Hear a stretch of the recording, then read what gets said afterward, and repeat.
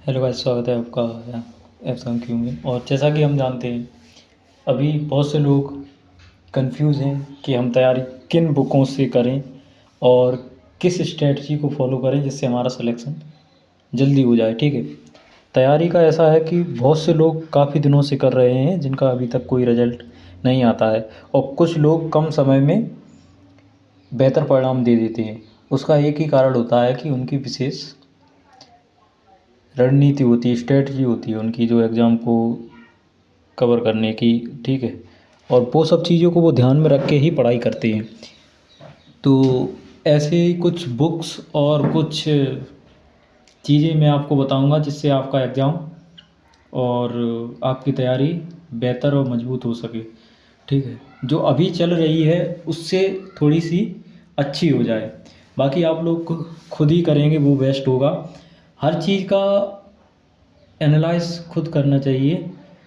और जैसा कि मैं बताऊंगा कि ये चीज़ें आपको यूज़ करनी है अपनी प्रिपरेशन में, और उन चीज़ों से रिलेटेड ही आपको जिस एग्ज़ाम में जो सिलेबस है, सिलेबस को मिड में रख के ही तैयारी करनी चाहिए।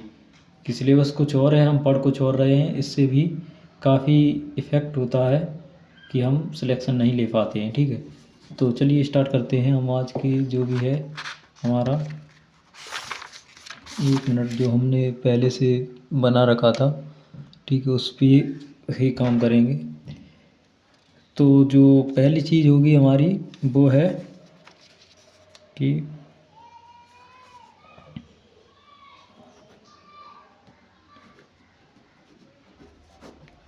ठीक है,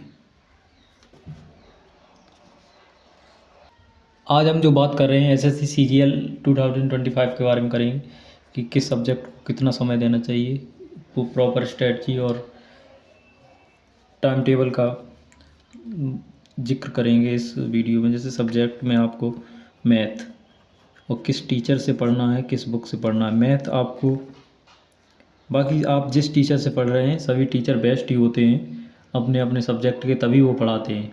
ऐसा नहीं कि कोई भी पढ़ाने लग जाए, उसे उस चीज़ में बेहतर अनुभव और ज्ञान की आवश्यकता होती है, जो उनके पास होता है भरपूर मात्रा में, तभी वो इस क्षेत्र में कदम रखते हैं।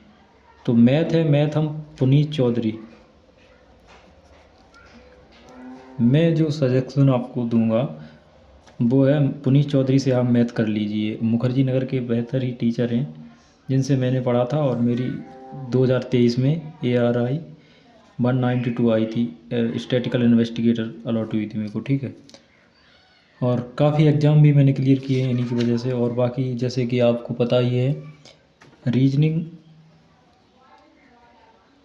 रीजनिंग आप किसी से भी पढ़िए। ठीक है, कोई ये मायने नहीं रखता कि आप किस टीचर से रीजनिंग पढ़ रहे हैं, बट प्रैक्टिस आपको करनी है। वो आप कर सकते हैं टेक्स्ट बुक से। टेक्स्ट बुक से per day chapter wise test, ठीक है, वीडियो और वो कोर्स आप किसी का भी ले लीजिए। ठीक है, जो रीडिंग में करना है 90 आउट ऑफ 90 मेंस में, 50 आउट ऑफ 50 प्री में आपको लाने हैं। तो इसके लिए आपको क्या करना है, रीजनिंग के लिए टेक्स्ट बुक के मॉक लगाने हैं, चैप्टर वाइज, सेक्शन वाइज।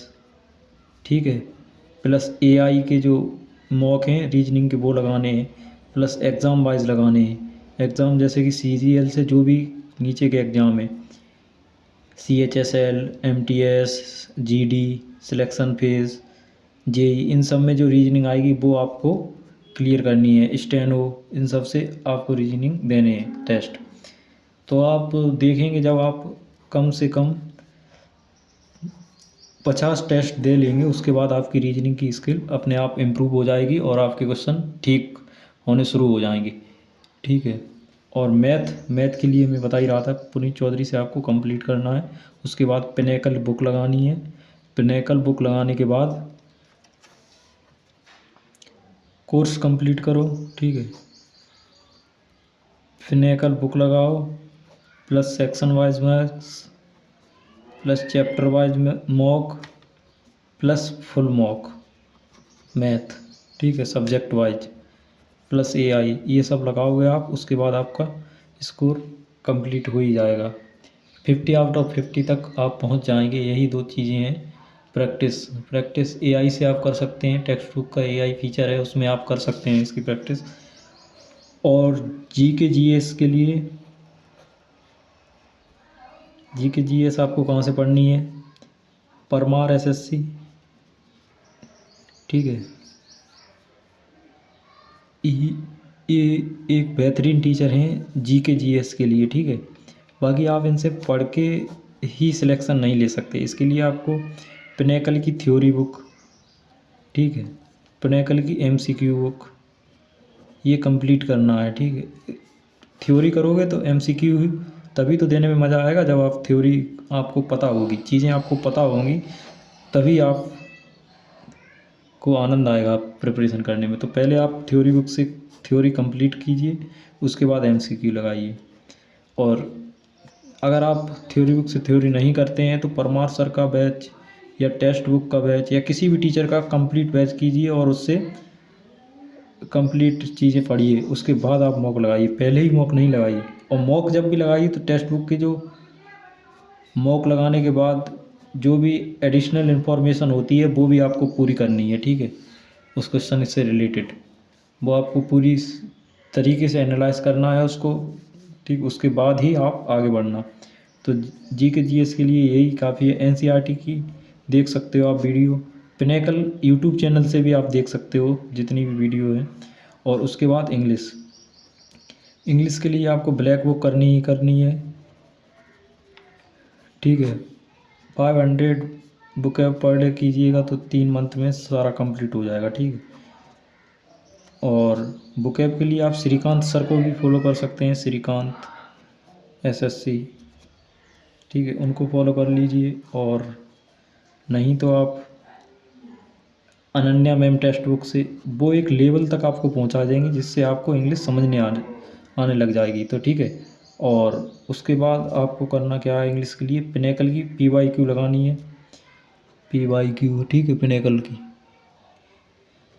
और बस थ्योरी के लिए कोई बुक नहीं पढ़नी, इतना ही काफ़ी है। सबसे ज़्यादा मॉक देना है इसके लिए, ठीक है। बस आपको इतना ही करना है, मॉक देना ही देना है हर सब्जेक्ट के, section wise 1, chapter wise 2, subject wise 3, फिर डिफरेंट एग्ज़ाम की 4। इतना करना है, बस आपका सिलेक्शन हो ही जाएगा। Thanks for watching. और अदर इन्फॉर्मेशन के लिए आप हमें सब्सक्राइब कर सकते हैं। चलिए।